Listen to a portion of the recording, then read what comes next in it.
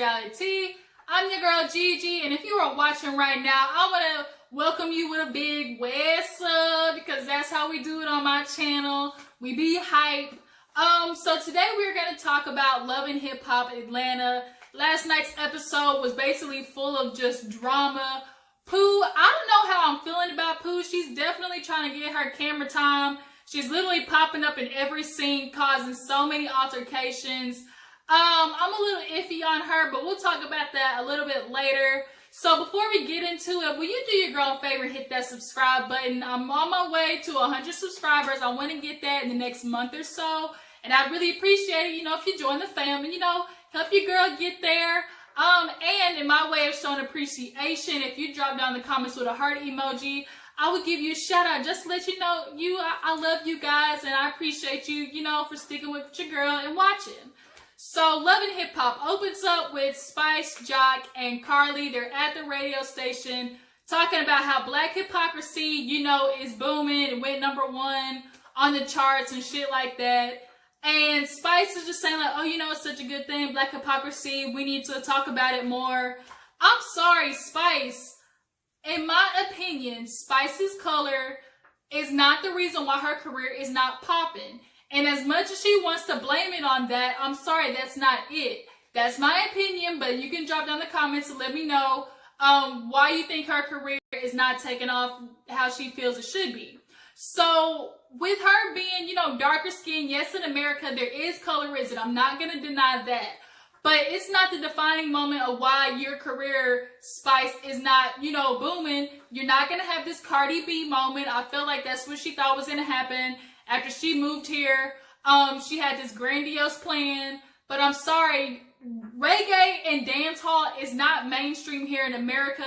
It's not commercial. So it's going to be hard to basically get that anywhere because that's not what America's music is about. We are mainly pop, rap, and R&B. And you don't fit into that. And I mean, not to be rude, but Spice, you're okay music, but you're not just like booming. Like you're just not that type of music. People be like, girl, we gotta jam that. So Spice, you better just, be happy that you on Love and Hip Hop. Just expand on, this opportunity and, take what is coming to you. I don't think she's, thinking right with the fact that, you're on Love and Hip Hop, a big show. It's got enough viewers for you to make a little bit of a splash in the music industry. You might make a puddle, but you ain't gonna make no tidal wave. Cardi's situation, all you hoes on Love and Hip Hop, stop thinking that's gonna be you. She was kind of like that lightning strike moment where it's a rarity. It happens 1 in a million, and it just happened to pop off for Cardi because it was her time. And she made good music. I'm sorry, but you other hoes don't make, music that's like what people just are dying to hear. It's really corny shit, and just because you like music don't make you an artist. So I guess the Black hypocrisy did catch somebody's attention in Trinidad, and they want her to do a tour. So in return, they, say, we'll give you all expense paid trip for you and your friends, for everybody. And Jock and Carly was hella excited until Jock realized, oh shit, everybody means Carly. Now, he's not trying to put up with her shit no more. I wouldn't blame him because Carly and that little Kendra girl is not meshing. He ain't trying to have, the stuff keep happening. He's definitely matured since he's got with Kendra. I do like her for him. She's definitely, elevated. When you're in a good relationship, you are elevated. It makes you a better person. When he was with Carly, I'm sorry. It just wasn't happening. It just wasn't it. So next we have Scrap. He is doing his whole outreach program. I really do applaud his efforts with, trying to get back to the prison reform. I definitely believe the jail system in America is broken. It definitely is only for the Black and the brown people. We all know how it works in America. But I do like that he's trying to do, get them job presentable. He's trying to get them, presentable for jobs and actually give them job opportunities. Y'all had a tongue tie there. So he goes to talk to like the little minister dude that had this, program going in the first place. They were talking, and that man said something very instrumental. He said, "There's a difference between complete and finished." the right woman will complete you, but the wrong woman will finish you. And I ain't never heard something that ring more true. That just goes for spouses in general. If you meet the right person, you know, like you will feel the success coming. They'll motivate you. You know, they'll make you a better person. But if you get with the wrong person, that will fuck your whole life up. And so then he's like, you know, make sure you find a good woman. And then all of a sudden, the screen pans to Sierra, like, are y'all picking up what the producers are putting down for Love and Hip Hop? I know they is not trying to pair Sierra and Scrap together, because I'm going to be hella mad if that's what they doing. Because that's what it was looking like. Am I the only one who got that out of that scene? But when Sierra comes on, she's talking to Akbar. She's trying to get her and Tokyo to make up. But Akbar is not having it. She's very hesitant to it. Sierra's just trying to say, like, look, y'all both my friends. I want to do this women empowerment event. And y'all can't be beefing while, you know, what's going on. I definitely get that. So Scrap comes up and, you know, he's introduced to Sierra and he's just like, I really appreciate you coming. You know, you've been helping. That's more than I can say for other folks. And then he drops this gem of Stevie J, basically saying he was supposed to help Scrap while he was in jail, either with his lawyer or to like try and get his jail time down. But Stevie J's flaky ass didn't show up. We all know you can't trust him. I'm sorry, Scrap. I know he's quote unquote your uncle and he's fam, but you see how he treats other people, and that doesn't definitely mean he ain't gonna do it to you. You might be family, but at the end of the day, Stevie J is out for himself. He's only loyal to himself, and he's an asshole, honestly. Just wrapped in a pretty bow that looked like a dick, because that's all he can offer people. So here we are with Shay Mack. She is interrupting Shekinah's beauty sleep, as she said. Shekinah's like, this girl hit me up at 3 o'clock in the morning. I don't know what's going on, but since she hit me up, I know it's got to be something serious. Shay Mack's walking in like, girl, I don't know what to do. I done found something. Man, he done messed up. All of a sudden, Shay Mack pulls out a box of condoms, and Shekinah's like, what the fuck is this? She's like, I found them by Made Man's bed, by the dresser, and I know they're not ours because we fucking raw. Skirt. Now, obviously, we know they ain't using condoms because they got that little girl. But he got condoms by the bed, but you fucking Shay Mack raw. So you got some explaining to do, Made Man.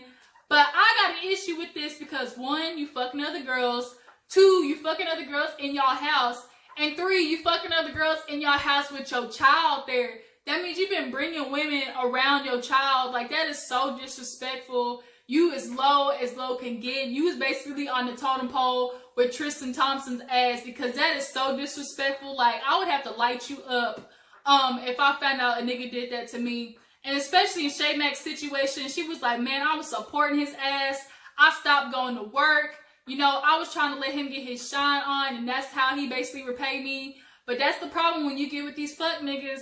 You know, she mentioned that he kind of did that to her in the past, but, you know, she thought they got over it, but obviously not. These reformed, you know, players, they always go back to their old ways. That's just how it is, especially with him being in the music industry. I mean, I knew he was a dog from the get-go, from that first scene for his birthday. You know, he's there with her and the daughter, and they're trying to have, like, a moment, and his ass want to leave talking about, oh, you know, I'm going out the boys, you know, we got to do videos and studio time. The way he said it was just hella shiesty, and I wasn't buying it. He just gives me a bad feeling all up in my stomach. He make me have the shits just talking about him.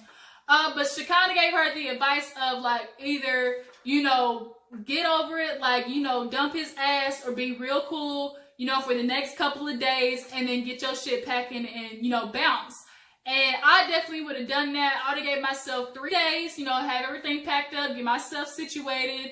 And on day 3, I would have had my shit in the car, and his stuff would have been in a pile, bleached and on fire. Because there's no way that you're going to do that to me after I have literally given you my all. You dudes out here don't be understanding what y'all got with a good woman, and then y'all fuck it up just so y'all can have, you know, a freaky deaky night with some little thought. Because these Tatianas out here just on the lurk and on the prowl. They don't care what they mess up.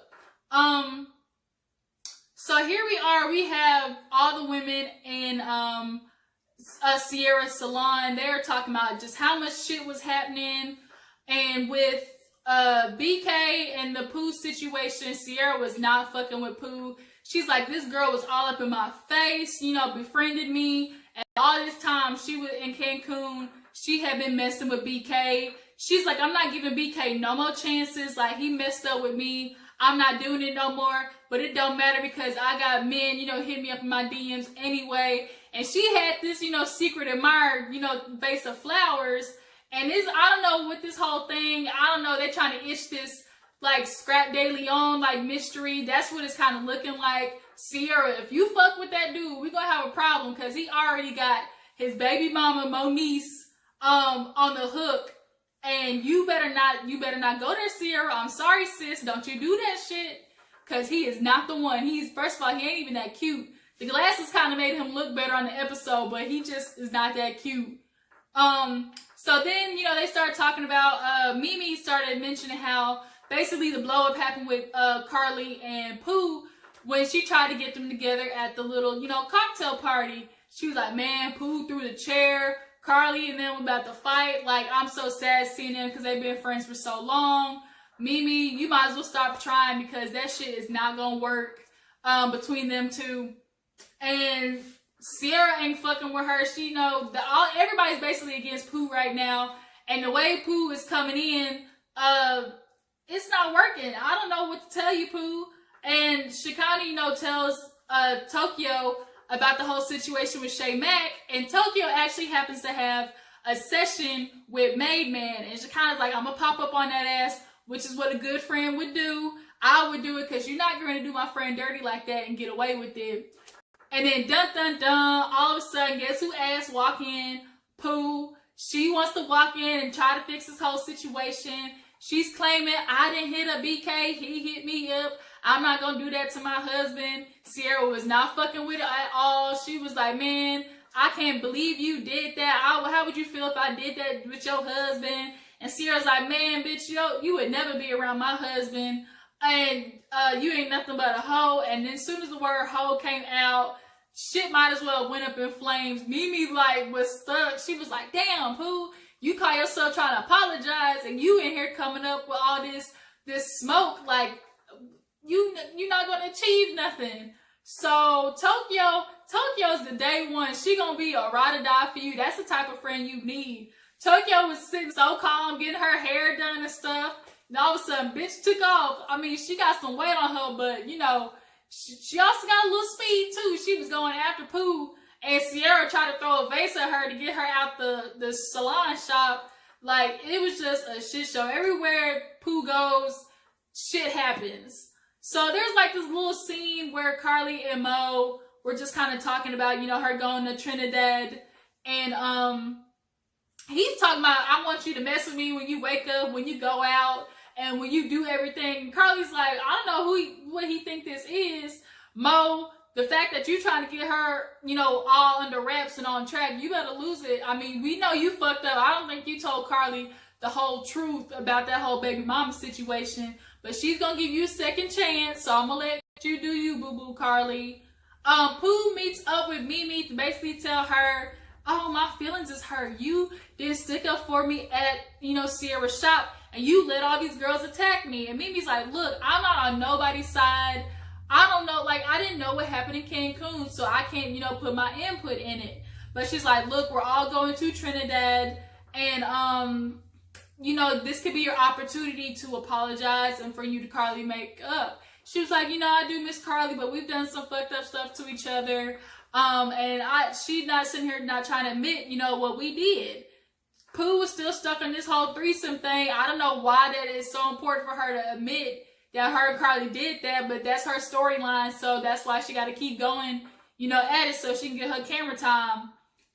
So I guess with this whole thing, it's affecting Pooh. She decides to talk to her husband, Mr. Hiram Hicks, and she's cooking for him. But in the confessional, she was like, you know, I want to do something for my man because I don't want him to hear about the BK thing and think that, you know, I was up to no good. But the fact that you got to be all extra nice and lovey-dovey means you got to be hiding something. Because we don't ever just don't be doing nothing nice to no man unless we're trying to ease something in or try to ask for him for something, you know, that we want. So that was a little, I'm questioning that part. So she's like telling him like, oh, you know, I'm so upset the way things are going with me and Carly. You know, we used to be good friends. And then he drops, okay, well, Carly called me crying and say, you know, I need you to say that this didn't happen and I wasn't, you know, doing this. You know, shouldn't be out there. And then he allegedly the daughter was on the phone. Now I don't know if it's true or not, but it sent Pooh into a rampage. She was like, that bitch went behind my back. I knew she was up to no good. See, this is the smoking gun that we need. I believe something happened. Tell me, do y'all think that something happened between, you know, Carly, Pooh, and Mr. Hicks? There was definitely some type of interaction. I don't know if she's embarrassed to say because she did shit on the sheets. But we all know Carly a freaky deek. That's nothing new. So Shekinah actually pulls up on Made Man with his studio session with Tokyo. So she goes in and was like, you know, what the fuck is this? And pulls up the condoms. And boy, Made Man's face was priceless. And he pulls the typical, I just got caught nigga question. Where you get those from? I ain't do that. Those ain't mine. Like, come on, bruh. Like, you can make yourself look any more guilty. She was like, you ain't playing my friend. And that's why her ass is packing up right now and getting out of that house. He was like, man, this ain't your relationship anyway. Why are you worried about it? And obviously, because that's her friend. If you a real one, you ain't gonna let your friend go out like that. It was very obvious that he was guilty. His face said it all. So he made man, you fucked up. You just gonna have to accept it. So here we are, the big moment. Sierra is finally getting Tokyo, Akbar, and Spice to meet. It starts out with Tokyo and Akbar talking, and Tokyo's like, look, where's the issue? What's the problem? Well, Akbar is like, well, I don't have an issue. Well, yeah, the fuck you did, because as soon as it all started with Moniece even mentioned her name, you was all up, you know, puffing up, talking about this bitch ain't nothing, you know, she ain't from ATL, you know, I run ATL, people need permission from me. And so, how you got all this smoke talking in the streets, but then you get in front of her face, and then you flatten out. Now you want to backpedal. So I don't know, I didn't like that. Akbar, she all talked to me. But Tokyo and her basically agreed that they would, obviously they're not going to be friends, but they're going to, you know, be cordial for Sierra's sake. So that went over well, but then shit started going downhill when Spice ass pulled up. So Spice comes and Akbar's like, I don't even know you, what's the issue? And she was like, well, in your rap, you talking about y'all never grew here, y'all flew here. And Spice was like, I flew here, and y'all, I about died. When Akbar said, well, did you fly Delta? Bitch, Tokyo laughed too. I was like, this hoe is shady. That, like, y'all, that had me flatlining on the couch. Because the way she said it, like, the fact that Tokyo even laughed too just had me hurt. So Spice tried to do a comeback talking about, yeah, I flew Delta, but I fly first class. And it just fell flat. But it just all started going up in flames when Akbar was like, started mocking, you know, Spice's accent. She was talking about, you know what, nothing, gal, you know, I can meet you in the streets and stuff like that. And Spice obviously got mad that she was mocking her accent. And bitches started flying, hoes started flying. And then all of a sudden, Spice is taking off her shoes in the middle of the conversation. And then, you know, security, they be on it now. Love It Hip Hop Atlanta security. Have you noticed the number has gotten bigger? It used to be like only 2 or 3 dudes. Now it's like 15 of those motherfuckers in every scene. When that bitch came out, Spice damn near Spider Monkey flew across the table. She jumping over couches in the club, and now she trying to jump over counters in the studio. But, you know, security grabbed her. They grabbed Akbar. And Akbar still claiming, you don't want none, I'll meet you in the streets type shit. And Sierra obviously is annoyed. But what's even more annoying is when Akbar left, she was like, well, fuck you and fuck you too, Sierra. And Sierra was like, well, damn, okay, forget me too? Like, that's what we doing now? Like, Akbar is so, to me, is so much full of talk. And you talking about people got to go through you in ATL, but we still don't know what you do, Akbar. Where is your music? You talking about you own the studios and stuff. Like, you is so, like, hyping up yourself for no reason. Can somebody find me what this bitch does? Tell me what her resume is. Like, what is her contribution to the music industry? So that's how the episode basically ends, up in a damn shit show between those three. And it's basically we're gonna have to see how things pop off on the next episode in Trinidad. So that was it. I need you guys to tell me, do you guys believe Pooh was the one who initiated things with BK? And do you think Sierra is gonna try and take BK back? How do you guys feel about Akbar having this issue with Spice and Tokyo? I think she just had to feel some type of way about other people, you know, getting their shine on. She ain't nowhere that she feels she is, so she be knocking other people. So I would really appreciate you guys for watching. Please like this video, and as I said, hit that subscribe button, help your girl reach my goal for 100 subscribers. And I appreciate you guys so much. And remember, if you're going to have haters stab you in your back, tell them to kiss your ass while they there. Alright guys, thank you guys for tuning in. This has been your girl Gigi. Alright, I'm going to catch you on the flip side.